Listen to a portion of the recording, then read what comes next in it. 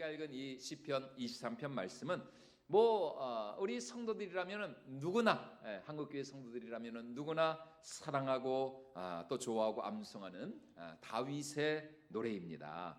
우리가 이 말씀을 제대로 이해하기 위해서는 무엇보다도 이 시편에 대해서 우리가 가지고 있는 한 가지 오해라 그럴까요? 한 가지 잘못된 그런 고정관념을 우리가 반드시 짚고 넘어갈 필요가 있습니다. 무슨 말이냐? 우리가 이 말씀을 대할 때에 보통 우리 머릿속에 가장 먼저 떠오르는 한 가지 그림, 한 가지 이미지가 있습니다. 그것이 무엇이냐?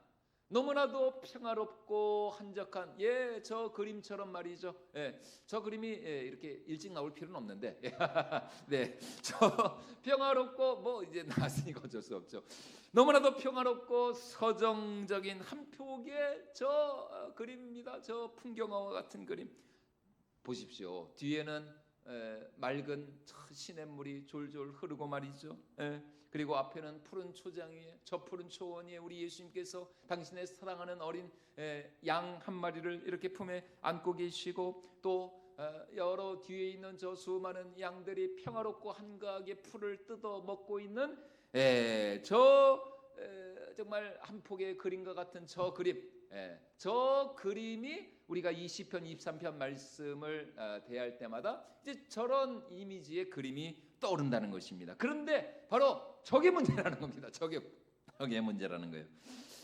이제 그림을 내려주셔도 됩니다. 2부 때는 좀 나중에 그림을 올려주시기 바랍니다.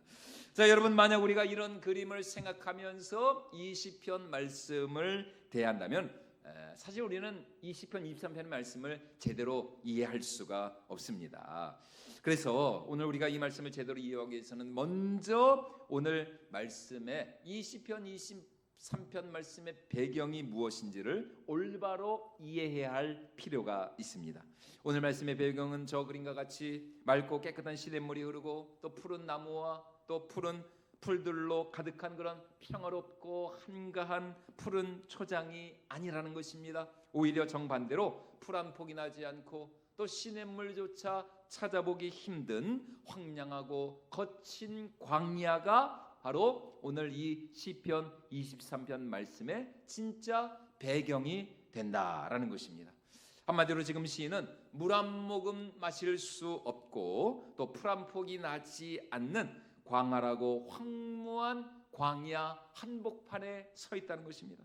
왜냐하면 오늘 시편의 저자인 이 다윗이 자신의 양들을 몰고 다니던 곳이 어디였느냐? 우리나라 저 강원도에 있는 대관령 목장과 같은 그런 저 푸른 초원이 아니라 지금 이 시편 말씀을 기록한 다윗이 자신의 양들을 데리고 다녔던 곳은 바로 저 이스라엘 유대 땅에 있는 유대 광야였기 때문이었습니다. 성지순례를 다녀오신 분들은 알겠지만 유대 광야는 사람이나 짐승이 살만한 곳이 아닙니다. 너무나도 황량하고 척박한 돌멩이, 바위, 모래바람이 날리는, 그리고 게다가 밤에는 맹수들이 사냥감을 찾아 눈에 불을 켜고 다니는 그런 위험한 곳이 바로 광야였던 것입니다. 그래서 목자는 자기 양들을 위하여 하루 종일 이런 광야를 이리저리 찾아다니면서 보물 찾기 하듯 물과 풀을 찾아 헤매야만 했습니다. 또 밤에는 잠을 설쳐가면서 맹수들로부터 양을 지켜야 했죠. 그러니까 유대 광야는 사실 양들이 편안하게 살만한 그런 곳이 아니었다라는 것입니다. 오늘 시편 23편 말씀은 바로 이런 광야에서 자신의 양들을 직접 먹이고 인도한 경험이 있는 다윗이 자신을 양으로 빗대어서 그리고 하나님을 자신의 목자로 부르며 지은 노래가 바로 이 시편 23편의 말씀입니다.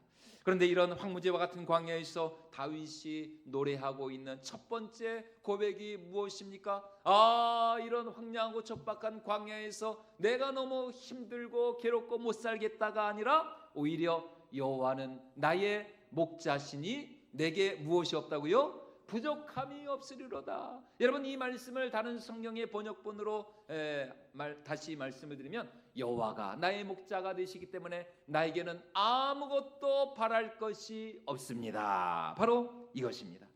만약 우리가 이 시편의 배경을 제대로 이해하자면 사실 지금 다윗의 이 고백을 우리가 제대로 이해하기가 사실 어렵습니다. 여러분, 지금 이 양들이 있는 곳이 어디라고요? 대관령 목장과 같은 그런 푸른 초원이 아니라는 것입니다. 고개만 돌리면은 뭐 먹을 것이 지천에 깔려 있는 그런 초장이 아니라니까요. 가도 가도 끝이 없는 흙먼지와 모래 바람만이 날리는 그런 황량한 광야, 밤에는 맹수들이 우글거리는 위험한 곳입니다. 그런 광야 한가운데서 어떻게 다윗은 지금 자신이 아무런 부족함이 없다라고, 양된 나 자신이 어떻게 아무런 부족함이 없다라고 이렇게 고백을 할 수가 있을까요? 그것은 바로 오늘 우리가 읽은 이 말씀 그대로 이 양에게는, 이 다윗에게는 누가 계셨기 때문이었습니까? 바로 목자가 있었기 때문에. 그 목자가 누구십니까? 바로 여호와 하나님이신 것이죠. 다시 말해 여호와 하나님, 그분이 나의 목자가 되시고 나의 주인이 되시기 때문에 비록 내가 이 황량하고 광활한 광야 한복판에 서 있지만 나에게는 아무런 부족함이 없습니다. 나는 아무것도 바랄 것이 없습니다 라고 다윗은 이렇게 믿음의 고백을 할 수가 있었던 것입니다. 여러분, 오늘 이 말씀이 우리에게 깊은 공감이 되고 위로가 되고, 또 이 시편 23편의 말씀을 정말 한국교회, 아니 뭐 한국교회뿐만이 아니라 세계 교회 모든 그리스도인들이라면 이 말씀을 사랑하고 이 말씀에서 참 큰 평안과 위로를 누리는 이유가 무엇입니까? 그것은 바로 오늘 우리가 살아가는 이 세상이 바로 광야와 같은 세상이기 때문인 것이죠. 총만 안 들었다 뿐이지 오늘 우리 삶의 현장은 매일매일이 그야말로 전쟁터와 같은 그런 세상을 우리가 살아가고 있지 않습니까? 저 중동과 우크라이나에서만 전쟁이 있는 것이 아닙니다. 오늘 우리가 살아가는 이 시대, 우리 사회도 역시 끊임없는 전쟁, 끊임없는 다툼과 갈등과 싸움이 계속되고 있는 것이죠. 무엇보다도 우리는 악한 마귀 사단과 늘 영적인 전쟁을 치러야 합니다. 이 약하고 불의한 세상에서 하나님을 향한 우리의 믿음과 순결한 신앙을 지킨다는 것이 얼마나 힘들고 어려운 일인지 모릅니다. 영적으로뿐만이 아닙니다. 육적으로도 하루하루 먹고 사는 것이 얼마나 힘들고 어려운 시대를 우리가 살아가고 있습니까? 물가는 계속 오르죠. 밥상 물가는 계속 오르고 있고, 그렇죠. 밥상 물가가, 우리 식당 하시는 분들도 참 힘드실 것 같아요. 야, 이거는 진짜 이거를 올려야 되는데, 그죠? 올려야 되는데 또 올리면 또 이게 손님들이 이게 또 부담 갖고 또 안 오실까봐 참 이거를 쉽게 올릴 수도 없고, 그러니까 참 우리 자영업 하시는 분들이 너무 어려우실 것 같습니다. 주유소 기름값, 그나마 이제 지난주는 조금 내렸더라고요. 그게 8하고 9하고 차이가 굉장히 큽니다. 그래도 예전에 비하면 엄청 오른 거예요, 기름값. 우리 청년들은 어떻습니까? 우리 청년들 정말, 사실 지금 청년들이 사실 우리 때 진짜 10년 전, 20년 전에 비하면은 굉장히 똑똑하거든요. 스마트하고 스펙도 좋고 영어도 잘하고. 그런데 지금 청년들 취업이 너무나 힘이 듭니다. 청년들 취업의 문은 갈수록 좁아져가고 치열해지고 말이죠. 직장 생활을 하든 사업을 하시는 분들이든 마찬가지로 이 AI, 제가 작년에 분명히 말씀드렸죠. 이제 곧 우리 시대의 화두가 무엇이 될 것이냐? 제가 분명히 작년에 말씀드렸습니다. AI라고, AI. 그러니까 이제 그때 제 말 듣고 이제 하신 분들은 아마 이익을 보신 분들은 저한테 하여튼 값을 치르시기 바랍니다. AI.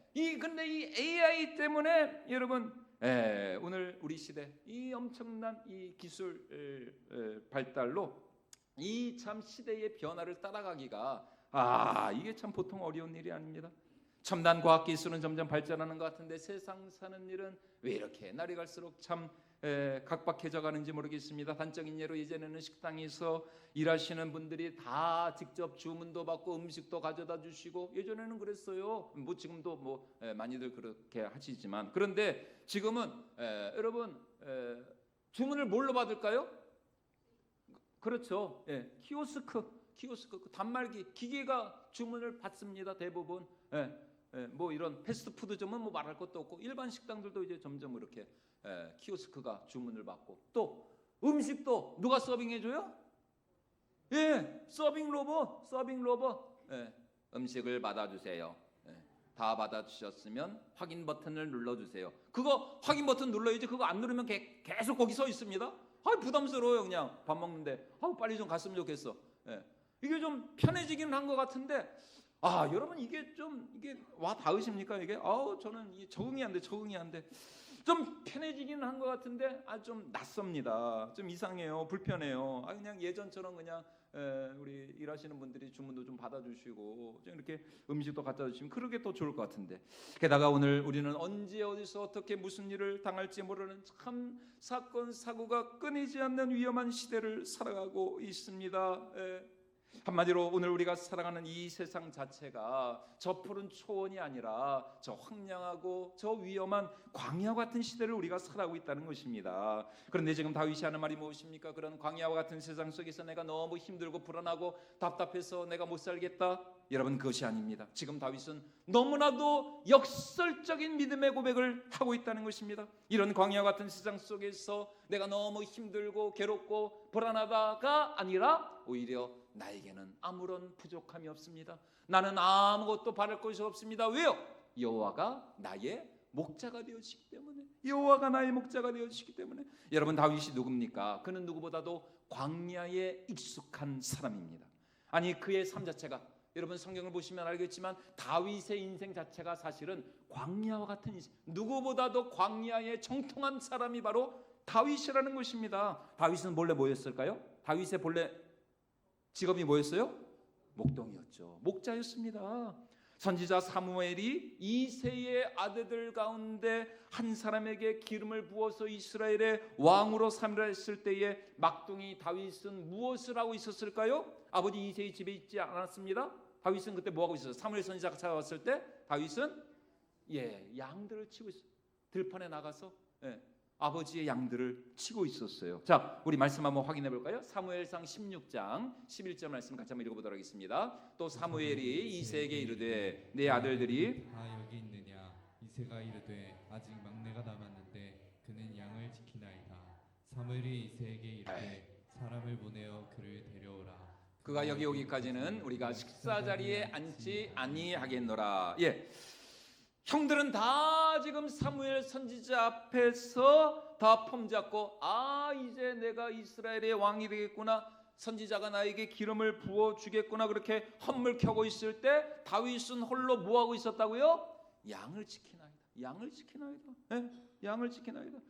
여러분, 우리가 목동하면 흔히 떠오르는 이미지가 하나 있죠. 저 푸른 초원 위에 누워가지고 한가하게 딱 이렇게 밀짚 모자 눌러 쓰고 딱 이렇게 다리 꼬고 누워가지고 뭐 불고 있어요?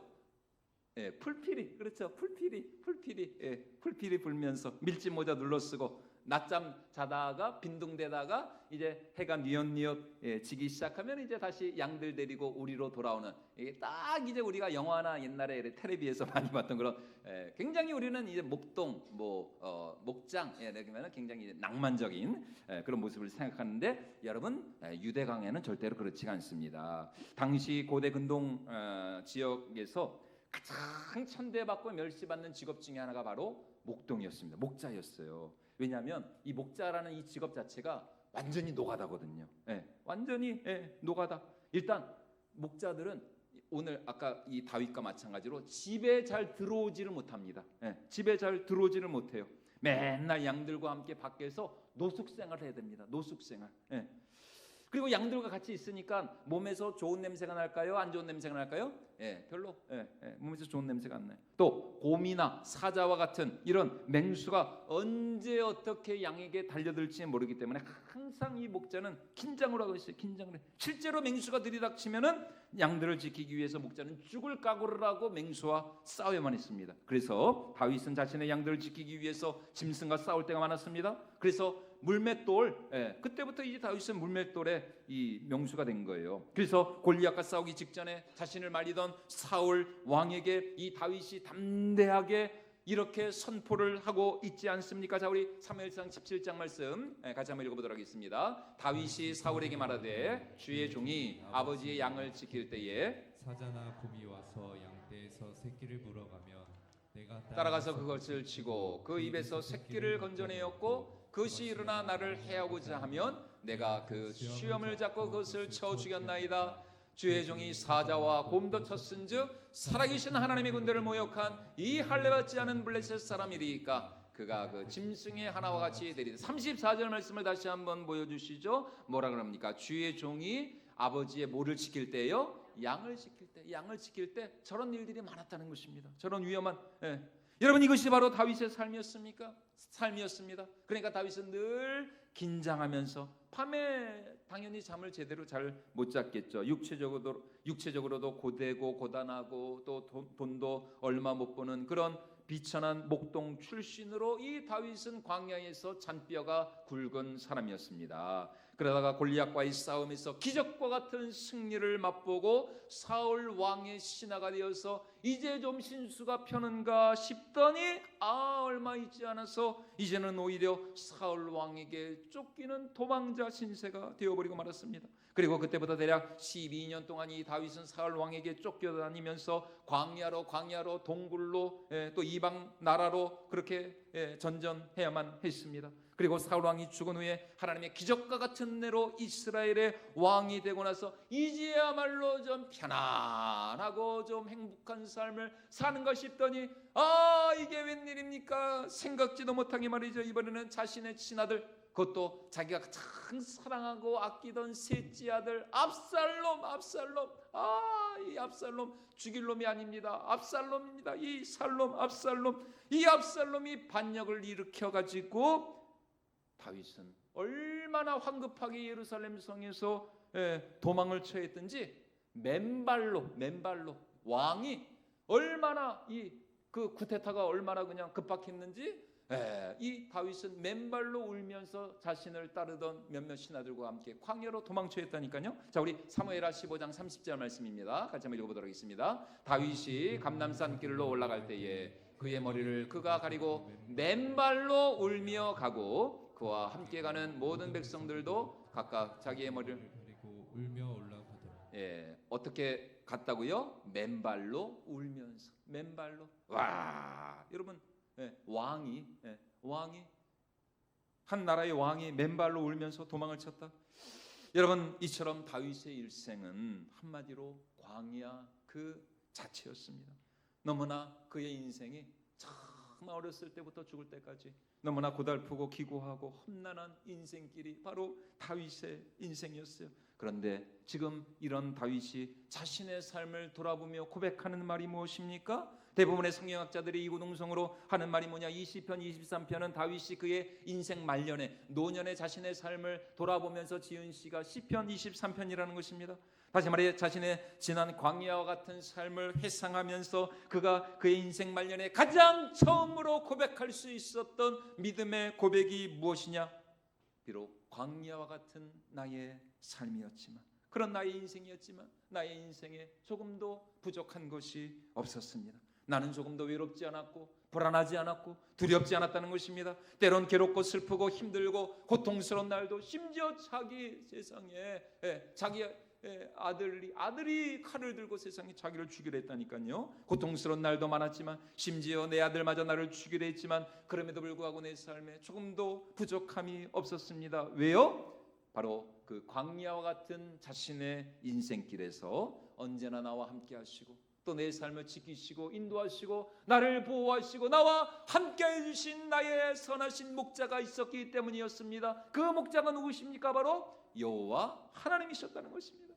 바로 내 인생의 참 주인이 되시고 선한 목자가 되시며 나보다 나를 더 사랑하시고 아끼시고 위하시고 나를 책임져 주신 여호와 하나님, 그분이 나의 선한 목자가 되어주셨기 때문에 나에게는 조금도 부족함이 없었습니다. 자, 우리 시편 23편 1절 다시 한번 같이 읽어보도록 하겠습니다. 여호와는 나의 목자시니 내게 부족함이 없으리로다. 여러분, 오늘 우리도 마찬가지입니다. 힘들고 어려운 광야와 같은 이 세상 속에서도 오늘 우리가 참된 평안과 안식과 만족을 누릴 수 있는 이유가 무엇인가? 그것은 바로 모든 인생의 생사복을 주관하시는 전능하신 여호와 하나님, 그분이 나의 목자가 되어 주시기 때문인 것입니다. 그 하나님은 나를 지으신 나의 창조주가 되신 하나님이십니다.